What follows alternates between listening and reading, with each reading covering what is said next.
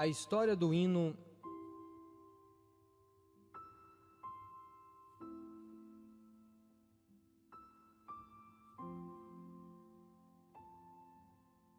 Sublime Graça.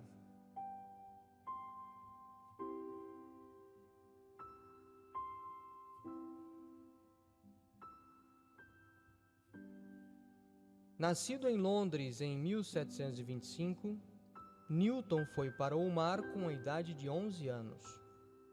Ele navegou com seu pai, que era um marinheiro mercante. Em 1744, ele foi alistado na Marinha. De espírito irreverente, insubordinado e irônico, achou as condições da Marinha Real Britânica intolerável. Assim ele desertou. Mas foi capturado e arrastado de volta para o navio, onde ele foi açoitado e humilhado publicamente. Mais tarde, Newton organizou uma transferência para um navio negreiro. Viajando pela costa da Serra Leoa, na África, ele recolhia os escravos que eram capturados e trazidos do interior. Após 6 meses, quando seu navio estava preparado para navegar para as Américas, Newton negociou com seu comandante para ficar. Ele logo se arrependeu da decisão. Tratado como um escravo e deixado meio morto de fome, ele foi ajudado por escravos africanos que arriscaram punição severa por compartilhar sua comida com ele. Eventualmente, com a ajuda de seu pai, a Newton foi oferecido uma maneira de voltar para a Inglaterra em um navio chamado The Greyhound. A bordo, ele se tornou cada vez mais desbocado e blasfemo, zombando abertamente de qualquer um que tivesse uma fé cristã. Na longa e perigosa viagem de volta para a Inglaterra, Newton descuidadamente pegou um livro cristão que ele encontrou em sua cabine e começou a ler. De repente, uma sugestão involuntária surgiu em sua mente. E se estas coisas forem verdade? Horrorizado com o pensamento, ele fechou o livro. No dia, o navio foi apanhado por uma violenta tempestade. Um homem foi lançado ao mar e as ondas quebrando sobre o navio causou sérios danos. Depois de horas de retirar água que invadia o navio, Newton gritou: "Se esta tragédia não vai terminar, que o Senhor tenha misericórdia de nós." Ele foi atingido instantaneamente com suas próprias palavras. Este pensamento, falado sem muita reflexão, foi o primeiro desejo que ele teve por misericórdia em muitos anos. Imediatamente pensou: que misericórdia poderá haver para mim? Tomando a frente do trabalho de retirar a água do navio, John teve horas para refletir sobre a sua vida desarrumada.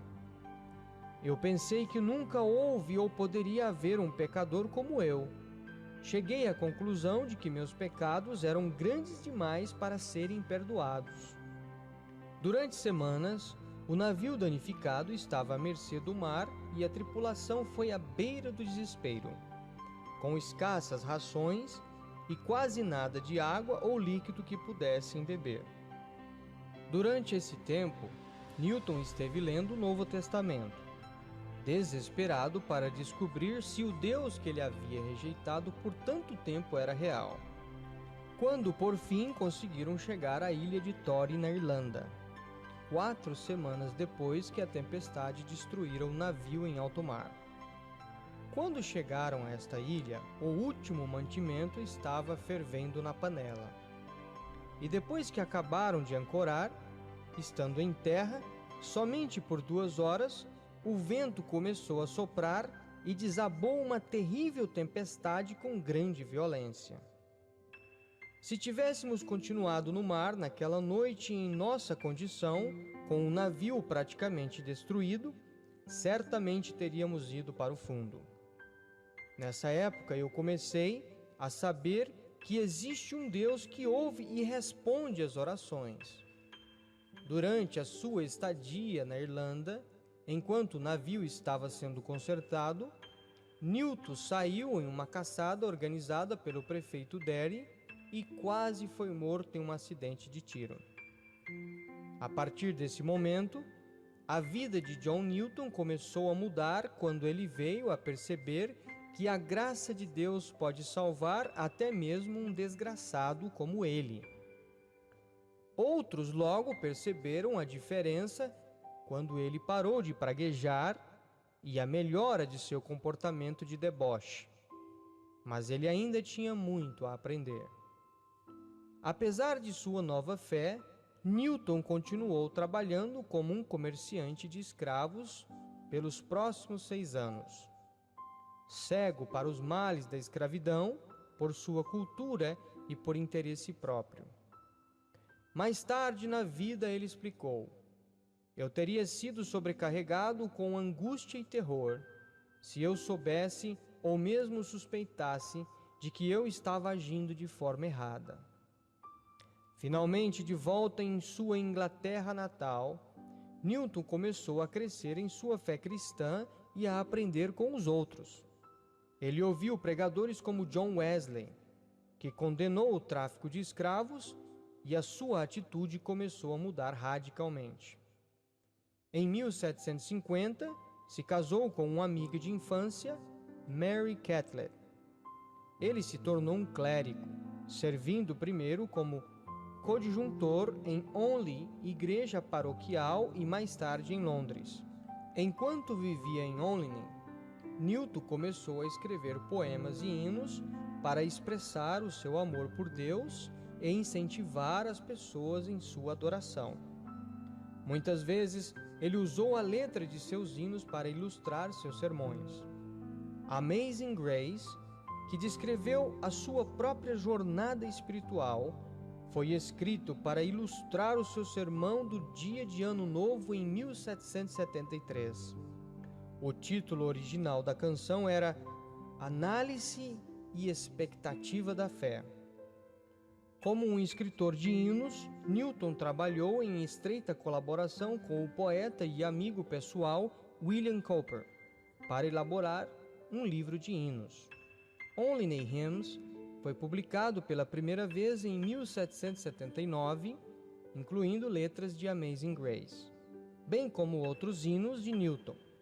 A origem da melodia é desconhecida.